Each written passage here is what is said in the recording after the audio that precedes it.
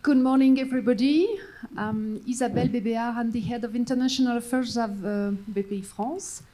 Having worked in Africa and having invested in Africa for 22 years. And I'm very happy to share the floor with two successful entrepreneurs. And I'm going to call them first Sarah Benamo. Sarah is sales director at Victoria Farms. Please have a seat. And Kaushik Burman. Kaushik is CEO of Spiro. Please.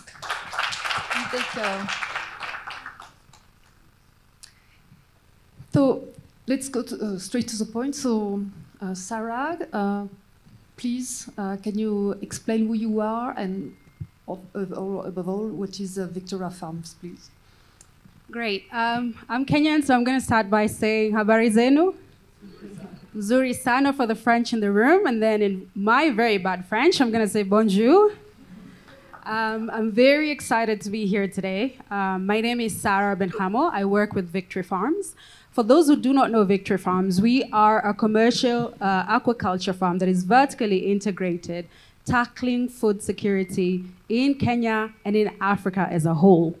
Our main focus is to make sure that there is affordability for the highest level of fish that can be consumed even in the lowest income neighborhoods. We are focused on making sure that we're able to provide market women who are at the core of our business.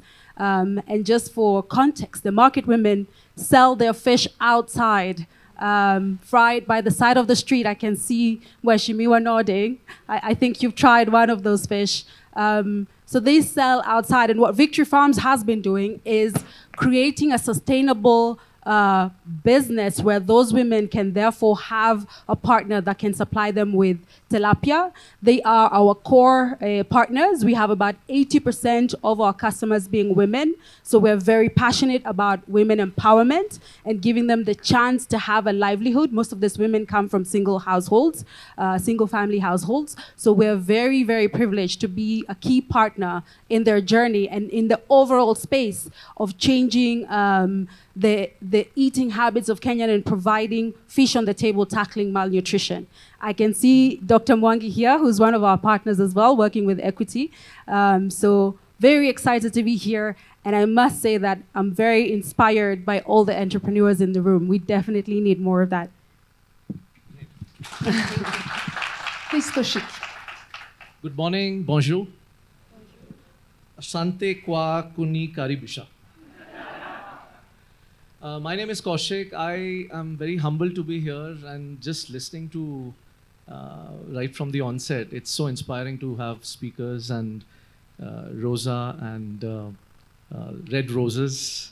It's fantastic. It's phenomenal. So a brief about Spiro. We have built this business, Spiro, which is today Africa's largest electric mobility player.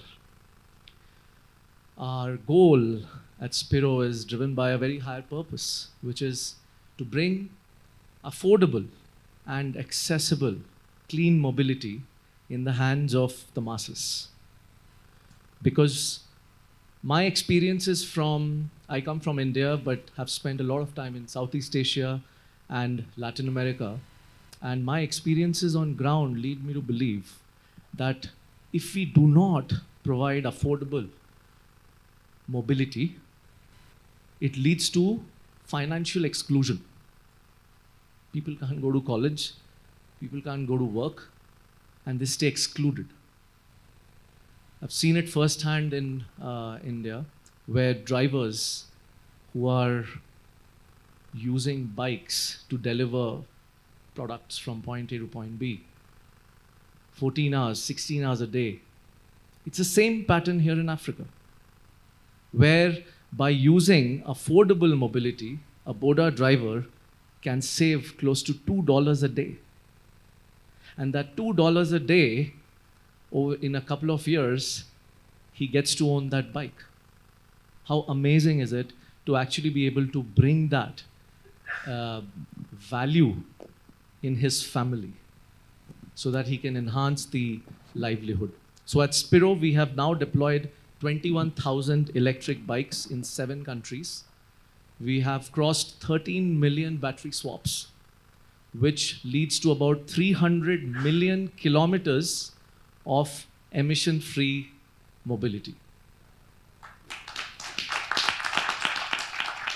And in Kenya, we are very proud that we have a 300-member organization, of which 100 Kenyans are building the first factory, which is operational in Nairobi, where we are assembling the bikes and the batteries.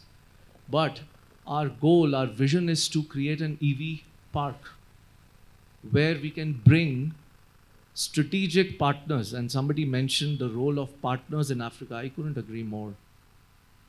The role of strategic partners to come and build this entire EV ecosystem. And not only electric motorbikes, we are going to actually bring in 3-wheelers, trucks, cars that run on a very strong technology backbone. And that's what we are building at Spiro. Thank you very much. So it's really great to hear two entrepreneurs from 2 different companies in 2 different sectors having the same goals to improve the life of thousands of people, to protect climate, to create jobs, and to become at least the market leader in Africa. And it sounds very, very good to hear for BPI France, because you know BPI France is the bank for climate. It's the bank for growing companies, for creating jobs, and it's our mission. It's our mission in France, but it's always and also our mission in Africa. Nicolas told you just at the beginning that at the very beginning of BPI France, we have think about an African plan. So we invest in PE and VC funds in Africa. We support African governments when they want to create their own tools to finance their own company. And also we connect African entrepreneurs with other African entrepreneurs, investors, but also with communities in Europe, in France, and all over the world. So I think we are very invested. But now, what is the next step? What is the next step? We are going to continue to work together, and the work together is very important. We are going to continue to work hard. At BPI France, we are going to launch two new funds to invest in VC and PE funds in Africa. And I think the two subjects of the fund will interest a lot Kenya. One of them will be dedicated to seed and VC funds in Africa, so to support startups. And the other one we are launching with a big partner in Africa, which is l'Office Chérifien du Phosphate, OCP, the Moroccan industrial, fostering on agribusiness and climate. We are going also to continue to support African governments. I want to work with those like partners. At the moment, we work with Côte d'Ivoire, with Togo, Benin, Morocco. And our next challenge is to work with an English-speaking country, perhaps Kenya, I don't know. And we'll also continue to connect African entrepreneurs. We have two communities on our digital platform, Euroquity. One is called African French Entrepreneurs, to connect Africa and France. And the other one, we are going to create it with the French Embassy about creative and cultural industry in Africa. So happy to continue the journey with African entrepreneurs. But I give you the floor because you also have a very nice project. So yeah, I think you mentioned a very important point, and I just came off the COP event at Azerbaijan, and there was this whole discussion around access to green financing and the role of finance in building ecosystems like ours. Just as the way, James, you mentioned about how your journey was in scaling Equity Bank, I was inspired to actually see the journey that you have clocked at Equity Bank. The way forward here to create an EV infrastructure to address the key topic on sustainability and climate action, we cannot do this alone. An entrepreneur, such as an entrepreneurial ecosystem like Spiro, will require partnerships and a coalition. And here, asset financing, especially in a new industry like e-mobility, there is always going to be questions around the risks involved in bringing a new technology out in the market. So here, when we build long-lasting coalitions, that adds complementary strengths, and the role of financing institutions becomes extremely important in reducing the risk premium. And we continue to build a very strong technology platform where we are giving access to asset financiers, to banks, so that they get a feel of what the product is doing on ground.